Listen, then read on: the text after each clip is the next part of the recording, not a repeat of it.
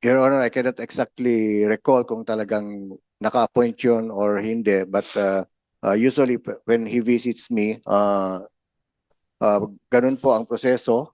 Idadaan sa gwardiya, itatawag kung pwedeng makapag-seek ng appointment.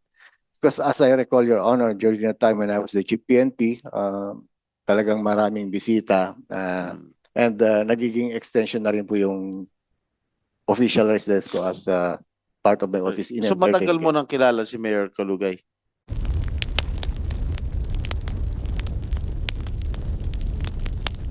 Yes, thank you, SP Pro Tempore. I understand that former Chief PNP Acorda wishes to give an opening statement, and we will allow him to do so. You have the floor, sir. Thank you, Madam. First of all, I want to thank this committee under the leadership of Senator Rizal Ontiveros for inviting me and giving me a chance to clarify things that may have left questions and doubts on me. Before I answer your questions, Your Honors, I would like to emphasize what had really happened before the Bamban Pogo raid last March 13, 2024. Few months before the supposed raid, persistent reports have come to my attention that illegal activities are transpiring in a Pogo hub in Bamban, Tarlac. As the Chief PNP and trained intelligence officer, we conducted case build-up and validated these reports until we were able to come up with a better picture of what is really going on inside the Bamban Pogo hub. Your Honors, barely 17 days before my supposed retirement, on March 31, 2024, after having been extended by the President, pinilit ko po na trabahuin sa tulong ng mga taong nagbigay ng mahalagang impormasyon through prompt interagency coordination with task agencies and other intelligence units, lalong-lalo na po ang ating kasama si Yusek Gilbert Cruz po sa PAOK, we were able to carry out said law enforcement operations successfully. Indeed, that operation played a crucial role in exposing the truth about the Pogos operating in the country, wherein it involves various illicit activities, including the proliferation of illegal drugs, human rights violations, human trafficking, and other criminal acts. Personally, I am happy with what I see in the Senate and even in the Quad Committee hearing in the Congress.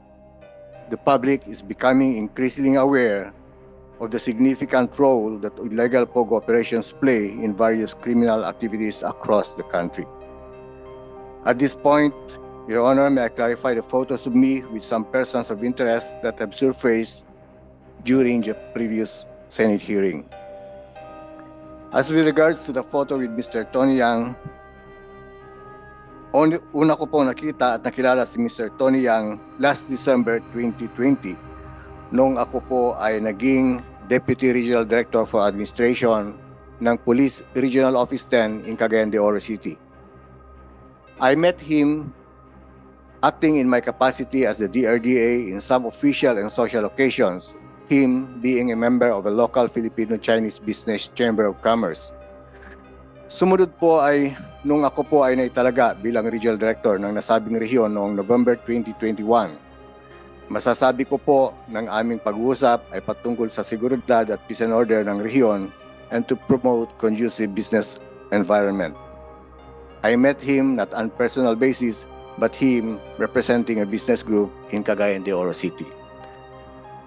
Honestly, Your Honors, during that time, wala pa akong natanggap na impormasyon patungkol sa warrant of arrest niya o wanted siya sa bansa o maging sa China. As Regional Director and Intelligence Officer, all my dealings with him were purely professional. With regards to the photo with Mayor Dong Kalugay and company, as to my association with Mayor Kalugay, if I remember it correctly, Your Honor, I first met him when I was assigned with the Directorate for Intelligence sometime in August 2022.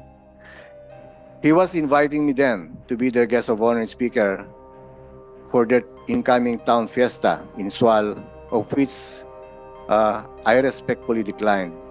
Dati po kasi akong Chief of Police ng Bayan ng Sual sometime in 1995 when I was still a young lieutenant.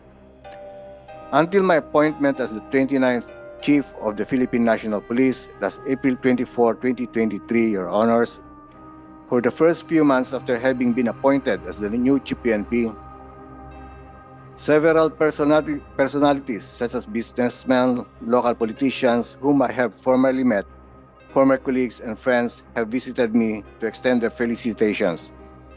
In this case, I presume that he called my office and sought for a courtesy call visit which he had secured. As to his entourage during the visit, I have no personal knowledge whom he was tagging along with. Based on my recollection, the photo that was shown was taken last May 6, 2023, barely 2 weeks after my appointment.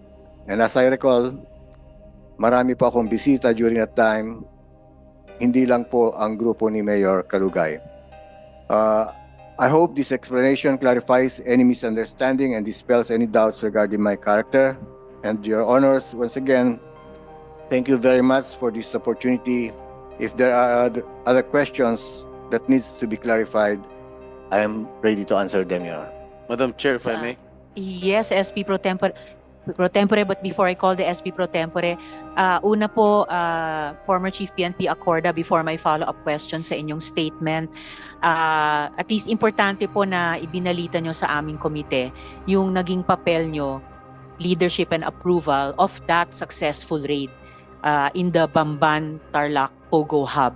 Dahil hindi po yon naunang lumabas dito sa aming pagdinig at para sa kaalaman ng ating publiko. Importante po yun at salamat po sa impormasyong iyon.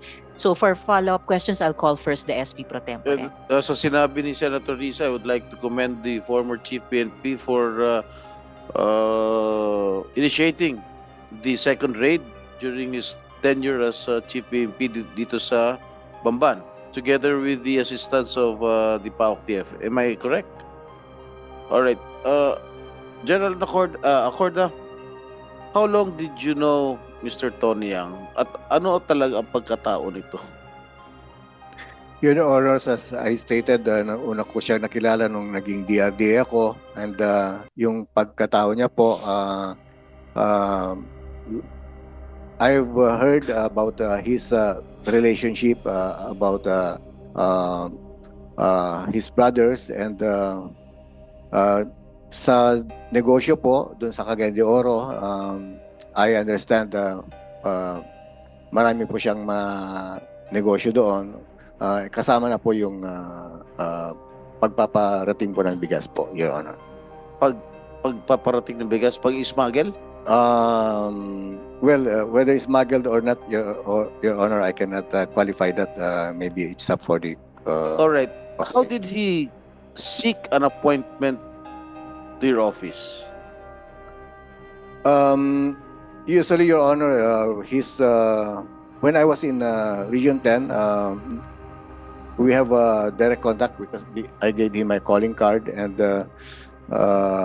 sometimes through my staff, but it's not that frequent, Your Honor. Kumbaga, nagkakataon lang pag may mga pag-uusapan, especially when there are activities in the camp or yung mga gift-giving operations namin, Your Honor. So, yung litrato niyo ni Mayor Kalugay, paano ka na-contact ni Mayor Kalugay? Paano siya nakarating sa office mo when you were then the Chief PNP?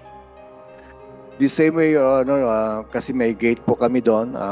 Usually, pag may papasok po sa aking quarters or sa White House, dadaan po sa gate and itatawag sa gate, i-clarify kung may appointment. Ibig sabihin, wala siyang appointment nung pumunta siya sa inyo? Ikaw ng Chief PNP no, dapat may appointment bago makipagkita sa inyo. Your Honor, unless if it is really very important. Your Honor, I cannot exactly recall kung talagang naka-appoint yun or hindi, but usually when he visits me, ganun po ang proseso. Idadaan sa gwardiya, itatawag kung pwedeng makapag-seek ng appointment. Because as I recall, Your Honor, during the time when I was the Chief PNP, talagang maraming bisita and nagiging extension na rin po yung official residence ko as part of my office in So matagal mo case. nang kilala si Mayor Kalugay? Since I became the director for intelligence, Your Honor. Nakikita mo si Mayor Alice doon sa Sual?